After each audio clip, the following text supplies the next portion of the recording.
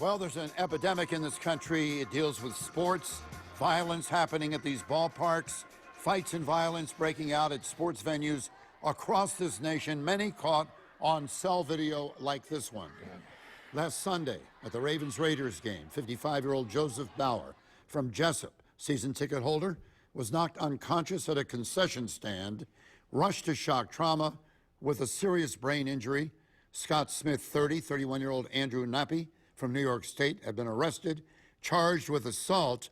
Apparently, Joe Bauer gave a thumbs up, though, when asked to do so by doctors this week. So that is okay news. But what do you think about how horrible this is? There is a criminal element in baseball and football fandom that must be dealt with surely and severely. And when they get around to doing that, we will have less of these outrages. Well, you know, part of the problem is the drinking at the stadiums and people who feel emboldened when they have some alcohol in them. And there really has to be more of an effort to keep people who are already intoxicated from entering the stadiums and from allowing people to continually to drink while they're there. That's no excuse for the behavior. Quite frankly, I'm perplexed. Think about all of this? I mean, usually by we're talking about our kids and how they're unruly and they're beating up people. And then for the kids to see adults doing this, you have to wonder where it's coming from, and does alcohol play a role? Well, a lot of these guys and women have been drinking at their tailgate parties, so they're sometimes inebriated when they walk into the ballpark. I think that this is a momentous and historic time for Square Off, because we all agree to a great extent. And I tell you, there has to be zero tolerance enforcement at all the stadiums across the country. The drinking has got to be reduced dramatically or eliminated. You're going to have to enforce, you're going to have to, before the game starts, you're going to have to announce if there is any violence of any type or abuse during the game, you will be not only taken out of the stadium, you may be barred for the entire season, you may be barred for life. Let's face it. I mean, the people in Toronto aren't even looking for that person that threw the can at Kim. And they're Canadians. You would think they're peaceful people. But do you know the bottom line is it's so bad, and we all know this because Philly always gets the rap for that, but they've got they've got a lockup in their stadium. They have a judge there's a judge who sits there and hears those cases. That's how bad I mean, I know they threw snowballs at Santa, but that is, I mean, that's how bad the problem is. Let me say this. Regardless of the role of liquor, you've got to find these people responsible and give them severe sentences. Zero tolerance. Typically, these people get suspended sentences and get nothing. That's right. Because beer can play a role in the game. My rookie year with the Cowboys, they said rookies up front, and that was because when you went out at Veterans Stadium, they poured beer on you. Yeah, well, this stuff's got to stop, and I hate to say it, it's up all across the country. It's up to the management to enforce zero tolerance, announce it on the systems, and you know, we have a lot of police, we have a lot of law enforcement, we have security people, yet these incidents occur, and they're getting worse, they're getting more violent. It's also up to the criminal justice system to deal with these people severely, Absolutely. And they won't do that. And you go back to the attack on Monica Seles in 2003, when that guy was found to be psychologically deranged, but and that so was they let Germany. him go. But it's everywhere. It's everywhere. It's really out of control, finding excuses for people's violent behavior. Because you know what's going to happen? Prevent them These from two guys. All this is an excuse, Professor? You bet.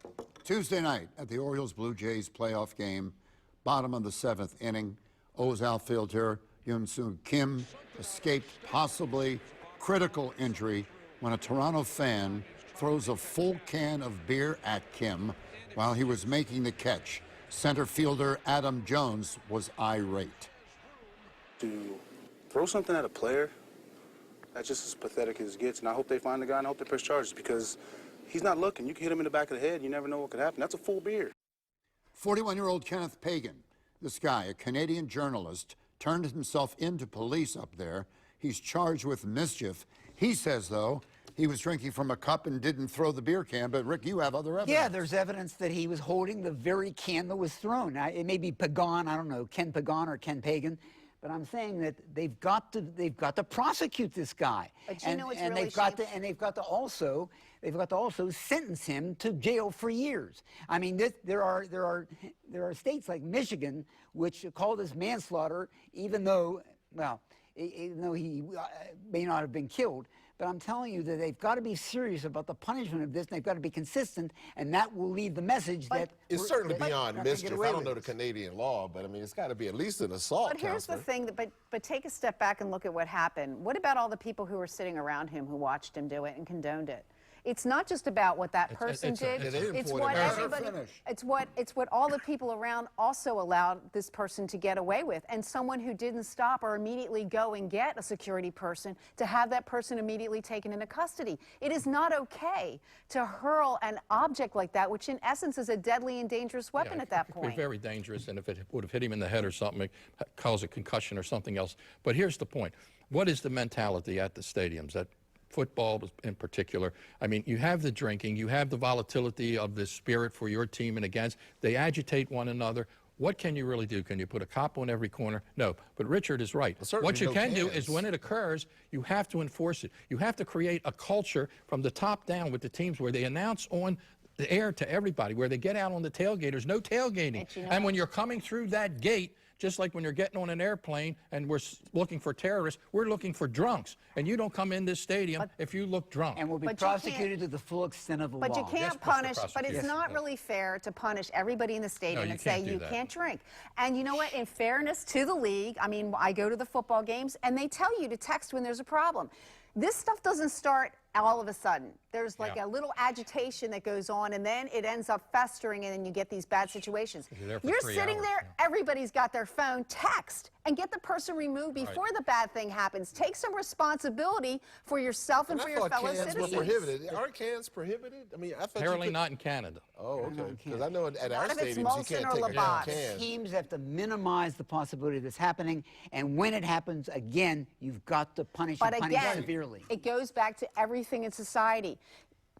People who are there who can stop it need to do something. We always rely on the authority figures to ultimately resolve the problem. Not mutually exclusive. I know that. All of these things can be. I understand. Congratulations to the Orioles getting into the postseason. That was a great season. Sorry about that last game. Wish we could have won it, but we didn't. We'll be back in just a moment.